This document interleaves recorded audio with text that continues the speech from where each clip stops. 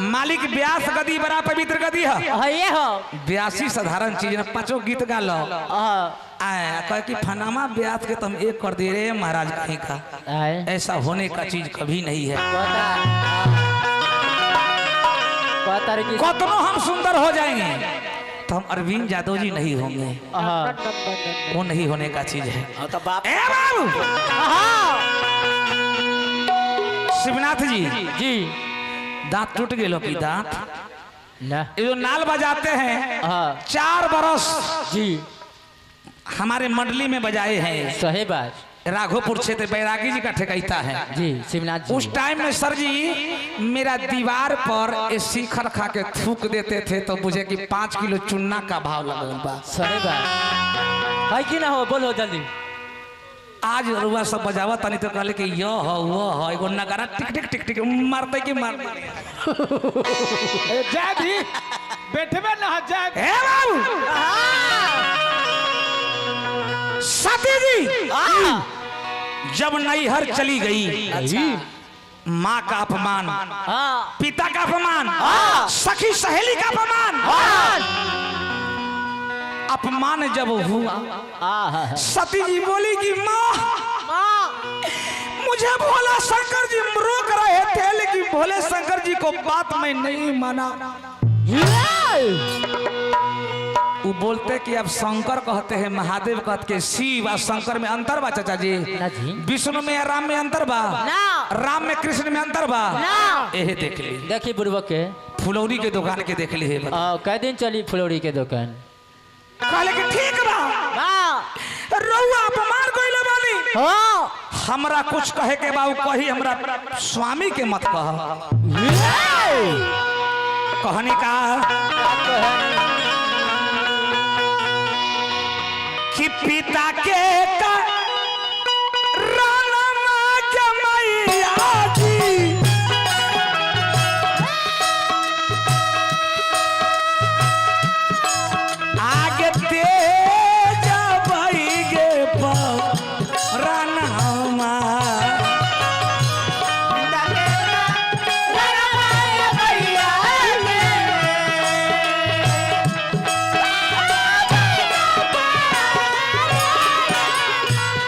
शिवनाथ बाबू ये भी लय आपको बताया हुआ है दिनेश लाल पिता के करण मांगे मैया जी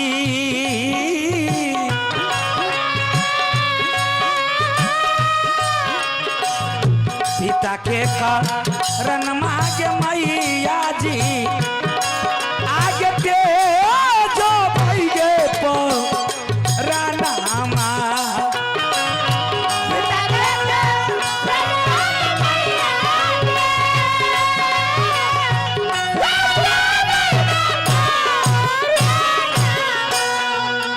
सती की आंख से झरझर आंसू गिर रही थी अपमान के कारण। ओहे अंगनी कुंड में जाके कूद गई है चाचा जी अपन प्राण त्याग दिहनी चाचा जी जल के भस्म हो गई जहाँ जय जयकार होत रहल वहाँ हाहाकार मच गई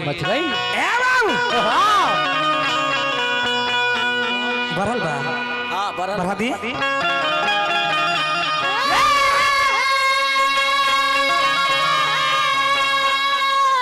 जब सती माँ अपन प्राण त्याग लिहली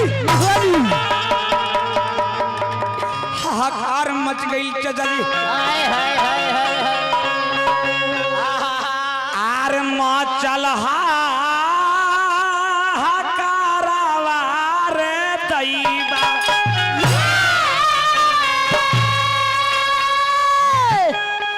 आहो राजा जी के दरवा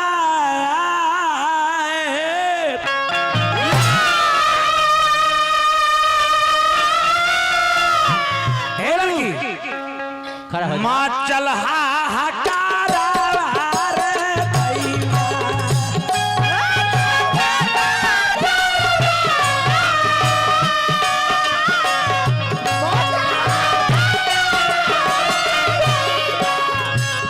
जहाँ जय जयकार रहल वहाँ हाहाकार मच गई। हाजी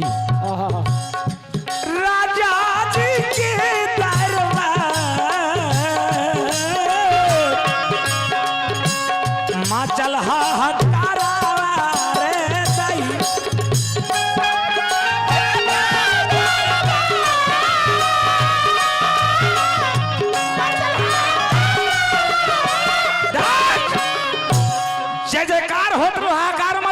भोले शंकर जी के गले लोग खिसिया गेल बारे गलिया खिसिया गइल बारे आ जाके भोले शंकर जी से कहली कि महाराज अन्याय हो गया। भोले शंकर जी भइल तक आ भाई का भाई तो कहल कि सती माई अपन प्राण त्याग दी हनी और बरता बरैया हो बाबा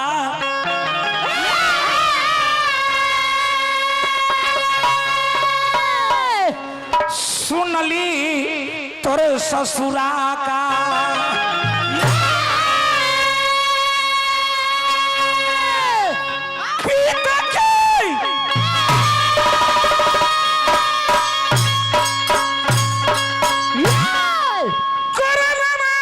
सती जी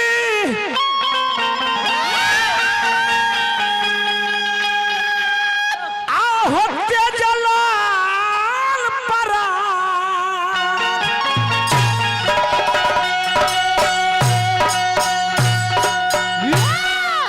भारता जुल्मिया ये बाबा भोले ससुरा में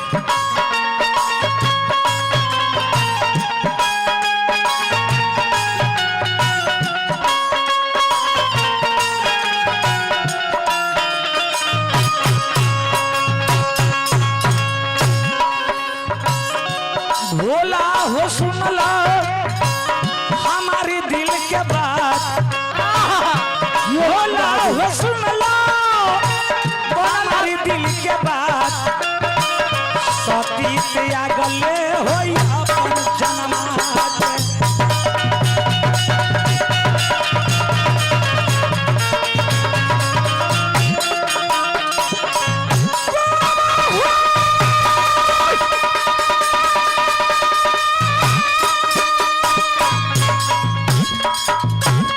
आराम से स्टेज कम चौकी दो टूट जाए चला सफा नगारा नगारा बजा बतरा बाबा हो सुनला भोला हो मोरे बात भइले अपमानमा हो सती मैया बाबा हो सुनला हमारी दिल के बात बाबा हो सुनला हमारी दिल के बात कजले पाजना हो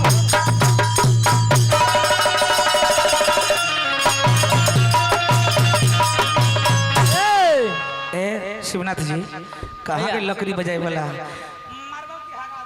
हाँ एक आदमी को ही छोड़ दे हैं छोड़ी बेटा बड़े छोड़ो बच्चा सारी लय में मुझे कोई दबा सकता है हाँ मैं ही कलाकार नहीं दुनिया पर एक बार एक कलाकार बा धनवान बा विद्वान बा सही बात लेकिन नाच के लय में उमेश यादव के केहू कुछ न कर सकीला हाँ कितना एक्टर है कितना लौंडा हाँ। फेल हो गई थाले जी नकली लेकर टिगरिंग टिगरिंग लहरा बजा आपको सही ये कहिया बजा के मारबो ना कि हक देवे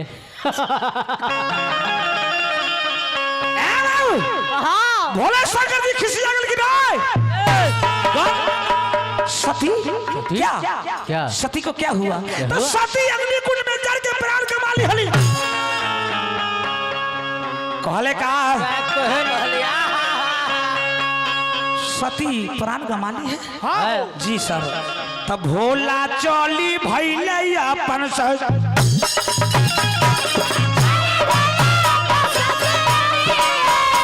भोला चली भैले अपन ससुररिया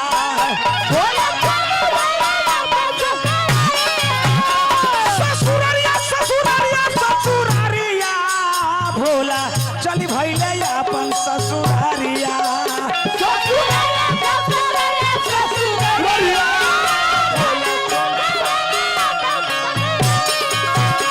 ससुररिया ससुररिया ससुररिया भोला चली भैले अपन ससुररिया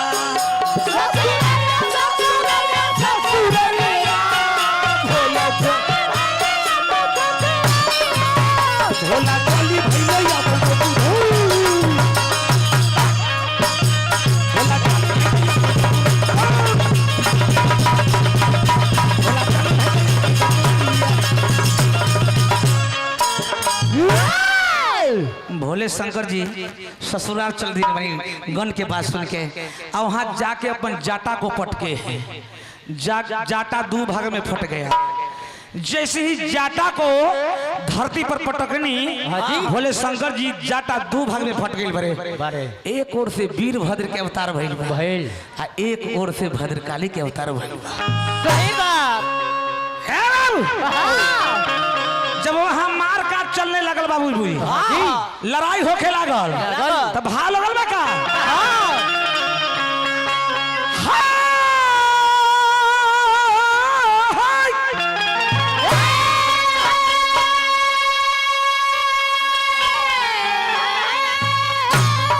अरे लड़ाइया भइल भारी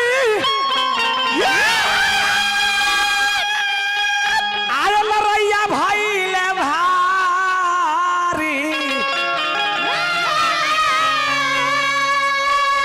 लड़ाइया भइल भारी तो ससुरा दामाद में लड़ाई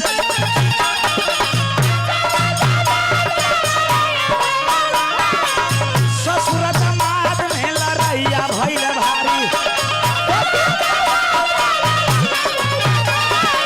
लड़ाइया भइल भारी लड़ाइया भइल भारी लड़ाइया भइल भारी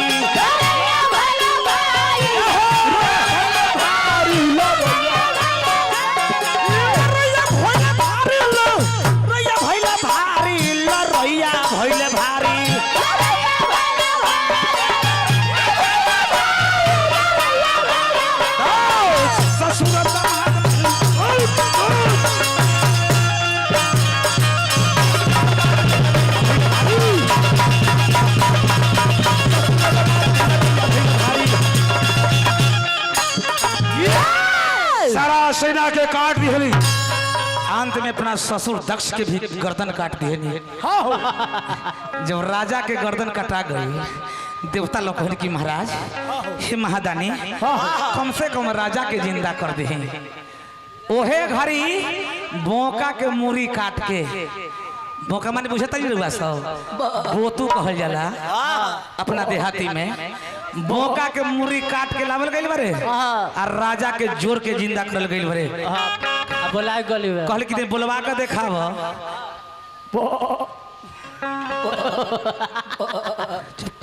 तू हम बोतुए के बाल बच्चा लग आई तक तोरा बाप के हम भोला बतू कहिए। सही बात। गलती ना नु कहता नहीं एहे से बंगाल में मुंह दुस के पूजा होता केना होता हमर कथा इजे रह जाई जनक समाप्त करके हम अगला कथा पर ले चलत तनी से।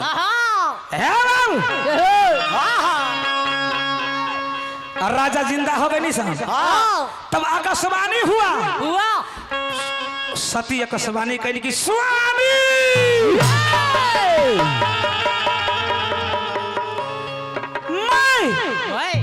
जन्म जन्म आपका चरण में मेरा अनुराग बन रहेगी स्वामी। घबराने का कोई जरूरत नहीं। भाव लगल बा का अब भोले शंकर जी मरल सती के लाश पीठी पर ले ले वाली सब जरल सती के लाश पीठी पर लेके सारी दुनिया में भ्रमण कैनी। ओहे घड़ी विष्णु भगवान सुदर्शन चक्र से लाश के छीन भिन कर दी है छीन जहाँ जहाँ सती के अंग गिरल बा गिरल बा जहाँ नैन गिरल वहाँ नैना देवी के स्थान बन गई। जहाँ कान गिरल वहाँ काली माई के स्थान बन गई। जहाँ जहाँ अंग गिरल तहाँ तहाँ सती के धाम बन गई। सही बात। हाय हाय हाय हाय बोल शंकर भगवान की तब चली मार दी आरजेडी पर आगे अब आगे हाय हाय हाय हाय ठीक बा मास्टर सुतला के बेरिया रे नदी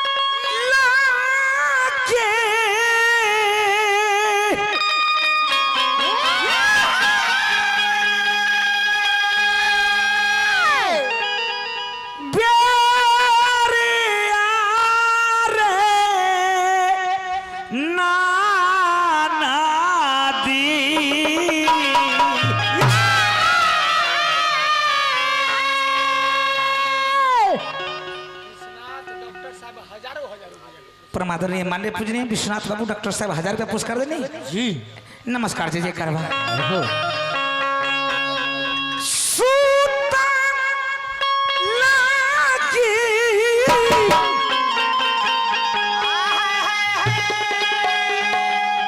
चैनल में सबसे राजा आप हैं है ते हैं फुलटन खोपी जो मेरा कंपनी से जो चैनल वाला हट जाता है ना वो डिमोशन में हो जाता है DMCR कम हो गया चाचा जी हाँ खत्म हो गया आज दिन से मैं कह रहा हूँ इतना प्रोग्राम में आप जाते हैं कभी आपसे मेरा बातचीत नहीं हुआ है नहीं लालू यादव से कम आप नहीं बनिएगा सही बात जय हो भैया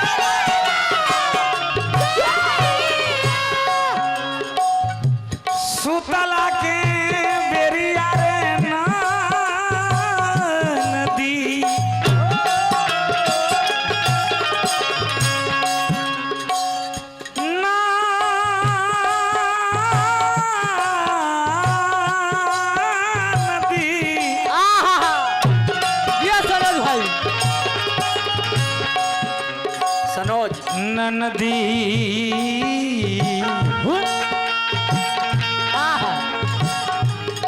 नदी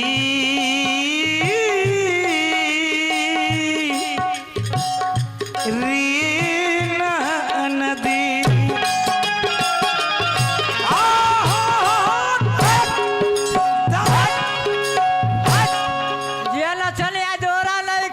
चुप चुप बेटा एहे ना बुरहंडा कोइले बारे खुशब जकरा नाम बा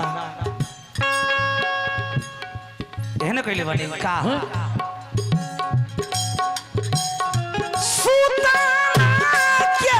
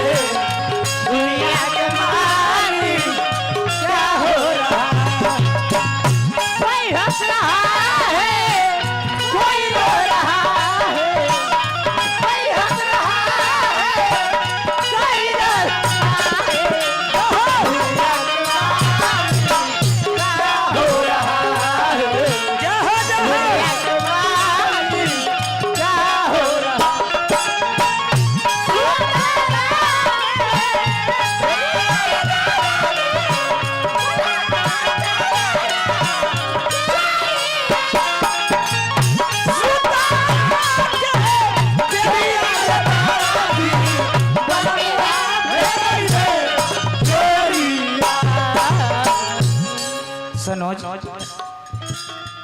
कितना खिसियल बारे सन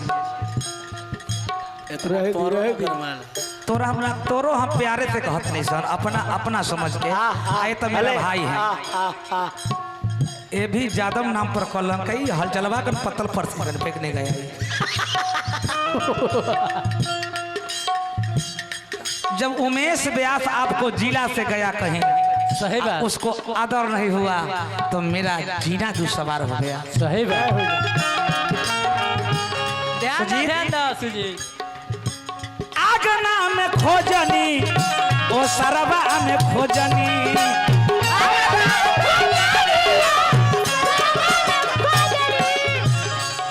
सुजीत ये कोनो व्यास का गीत नहीं, मेरा गीत है। ध्यान दो सुजीत। आगना में खोजनी ओ सरवा में खोजनी,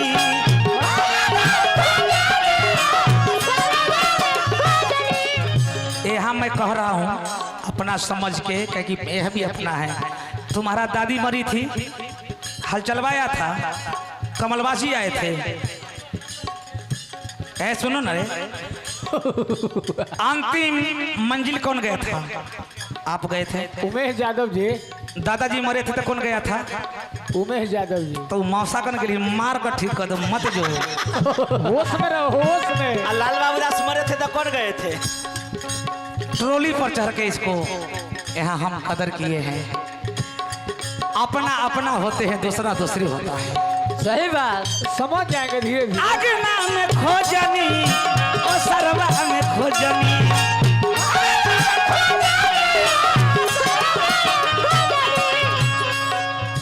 बेटे तुम बच्चे हो, हमरा से बढ़िया ब्यास अभी कोई अंदरे बा, बाहर न आइल हरे सब। पैदे न ले ले बा। हाट बाजार सहरिया में खोजनी, हाट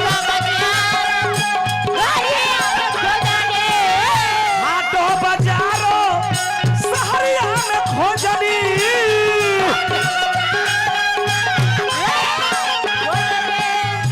कुसुम आहा पालकी। जीव रूपी दुल्हन परम पिता परमेश्वर बलमुआ के खोजत तारी सब। सुनिए सुनिए, वो गहकी खोज रहे हैं। अरे ना ना बेटा, लक्ष्मी है मेरा परिवार का, मेरा जिला का लक्ष्मी है। राम प्रसाद बच के रहिए। मारिए एक थप्पड़। सुताला के कुछ बेरिया गे कुसुम, ये पालकी। पलकी भेलै के चोरिया,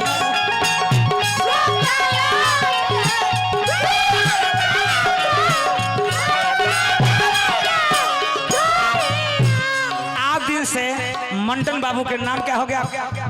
खुशबू, खुशबू राजा इनको नाम पड़ गया। रानी नहीं राजा। आ कुसुम का देख हगाइए देवे की। सुताना के प्यारे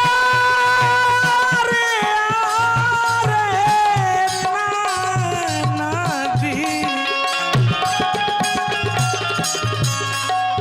सुतला के प्यारे आरे नदी, बलमुआ भिलैरी चोरिया।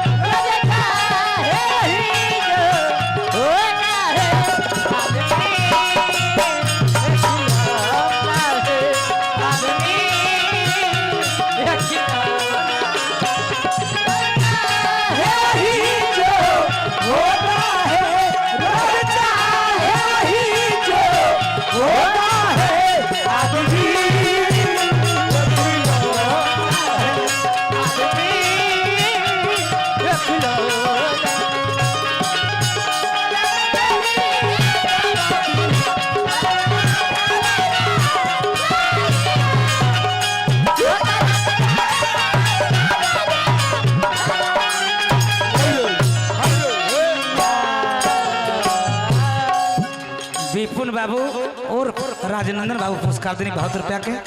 नमस्कार, जय जयकार बा। धन है का नाम है सिकंदर यादव जी। यादव जी को पहचाने हो जाता है, आंख लाल करके आते हैं सर जी। सिकंदर बाबू के परिवार में शिक्षा सुमति होखो, मरवल्ला माई के आत्मा के शांति भेटा, परम धाम के प्राप्ति होखो। एगो बात पर करो करी 2 कट्ठा जमीन कम जोतने का प्रयास कीजिएगा, लेकिन बाल बच्चा के पढ़ौला जरूरी बा। जरूरी है, सही जरूरी बात। है। शिमला चा ए बाबू कौन सा बत्तिनिया से नहीं आ गवला,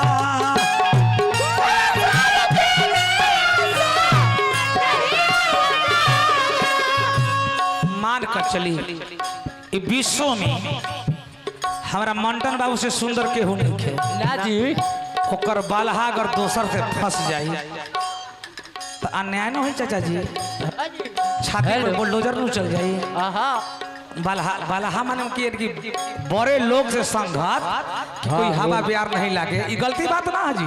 ना ना खाली धुरवावे कौन सा बत्तिनिया से नहीं आ लगवला,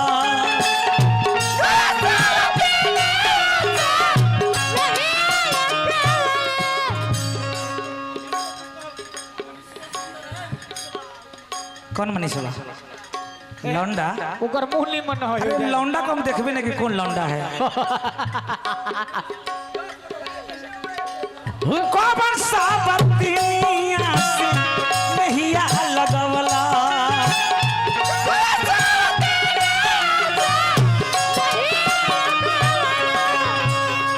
सनोज लौंडा क्या है? हमारा सुहागिन के अभागिन बनावला।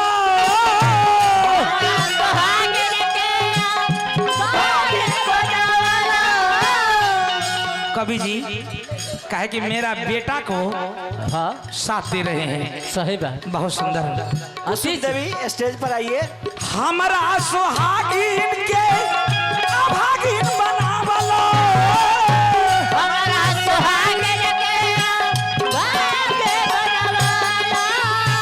हो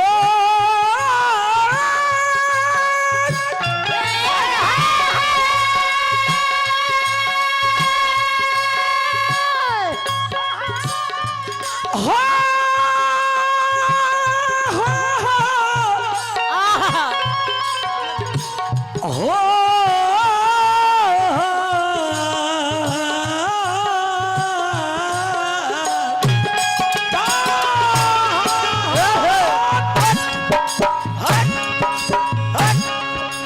कुसुम देवी दिया। है हाँ।